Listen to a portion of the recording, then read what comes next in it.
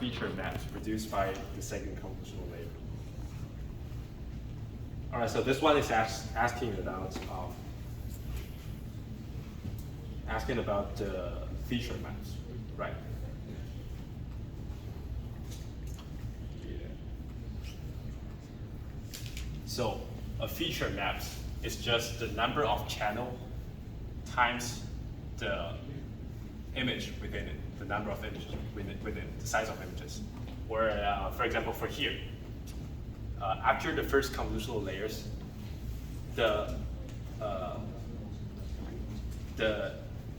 feature map we have is the number of channels images. So it's 64 images after we apply it, because we apply 64 kernels on it. And then, so actually this question is just asking for what is the image, what the image size orders after doing all this kind of operations. So it's asking this actually. After you got like, what is the image size after doing an operation, you can just simply times it by the number of channels of it, and then you get a final result. So now let's look at how this image has altered, the shape of it has altered throughout this whole layers. So the first convolutional layers, this question specified that there is a zero padding, and then on Piazza, it was clarified that the zero padding here means that we have a padding that is able to help us to retain the shape of the image as the original shape of the image. So here basically that means that we are choosing an appropriate padding so that after every convolutional layers, the shape of the image doesn't change. So they actually make the problem much more simpler. So first of all, we look at the original image size. It's 300 by 300 by 3. So this is the height and width, and then this one is the channel.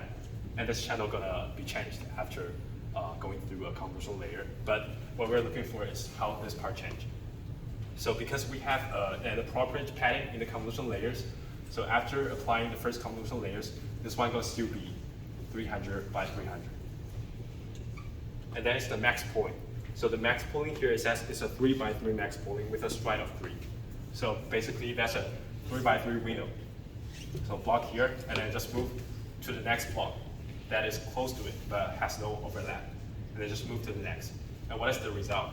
Is that the height and width of the image will just both be divided by 3, because it's a 3 by 3 max pooling with stride 3.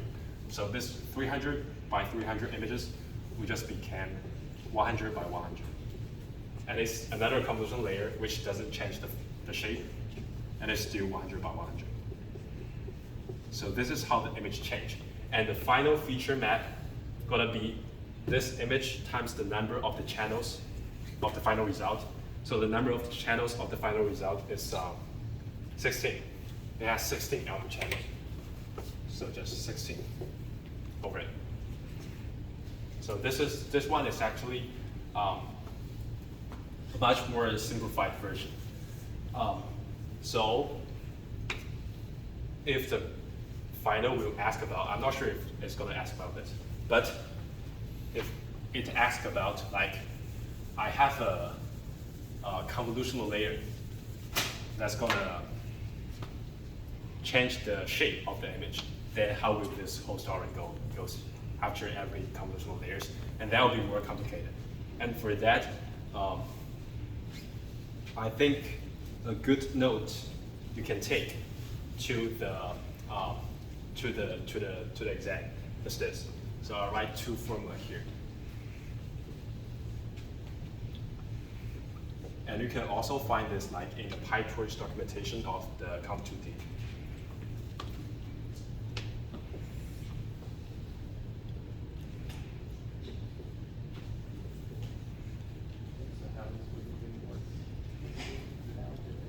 Oh, they're saying like if there's no padding.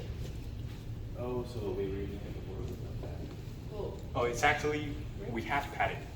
Well, I'm saying if. this is Oh, without padding. this is not exactly without padding. If that is not the case, that we are simply given that, oh, we have this padding to help us retain the shape. But if the question like specify a whole bunch set of parameters like stride, and also window size, kernel size, and also the paddings. Then how can we find the exact shape out of it? Actually, I don't always use this equation. So I think some of you that came to my previous office hour, I was always saying that just directly output the shape of it and just use it. But because we are here for exams, so I think probably I'll just try to go over this. It's pretty complicated, but you can refer to it as a note. Dilation is not access. That's a bit. Yeah. Scary. Minus 1.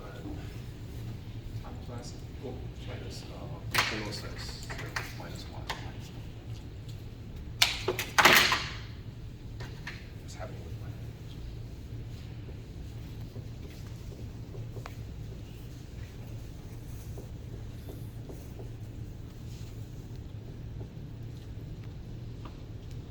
all right, and there's also another equation which is just pretty similar. Well, I think I'll just also let it here so we can take a picture if you want. What is padding at 0 like? I will go over that very quick.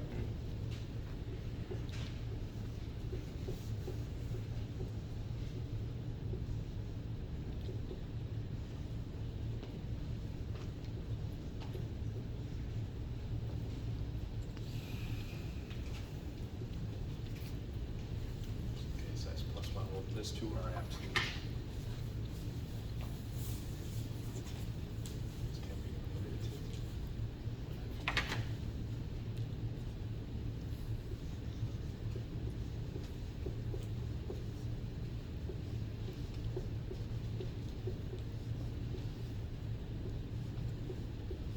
Right, so these are the complete form, at least for this course, of these two equations. And then here you might notice that it's something like padding 0, stride 0, padding 1, stride 1. So this means nothing but more general form, which we can have like a padding that is not of the same number along which each direction. So for example, in our course, we always talk about like padding, like a padding of 2, which means that we just pad 2 here and 2 here, 2, 2, 2, 2, 2, 2. So 2 along each direction, and then that's the whole padding. And here basically is just a more general form, which we can have like, for example, 2 on the horizontal direction and 3 on the vertical direction. So the padding 0 would just be the padding that is according to the height. So this h is height, this w is width. And it's the same for stride. So basically, here it's talking about like that the stride can also be 2 numbers. So we have one stride on x direction, and we have another stride on y direction. But I think for our course, we might not go into that more general form. So you can also think of it like just padding 0, padding 1 to be the same thing, and stride 0, stride 1 to be the same thing. That's also possible. And then this is the formula, and we can look at a very simple example from it, which is an example from our last homework 4. So, for example, if we have a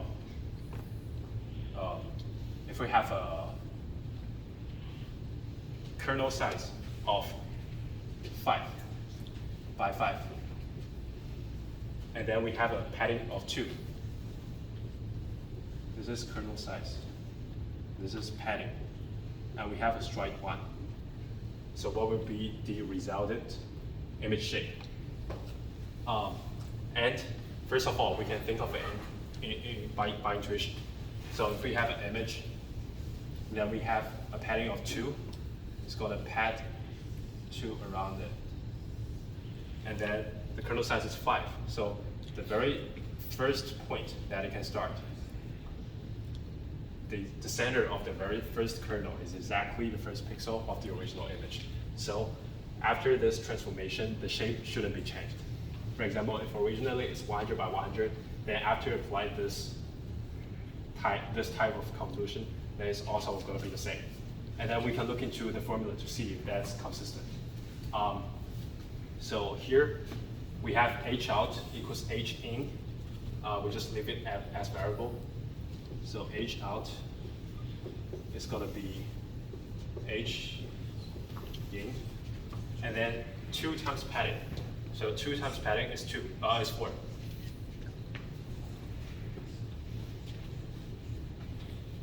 And then minus kernel size. So remember, the kernel size here is not like 5 by 5. It's not 5 times 5 equals to 24. It's not phantom, it's just 5. So it's just a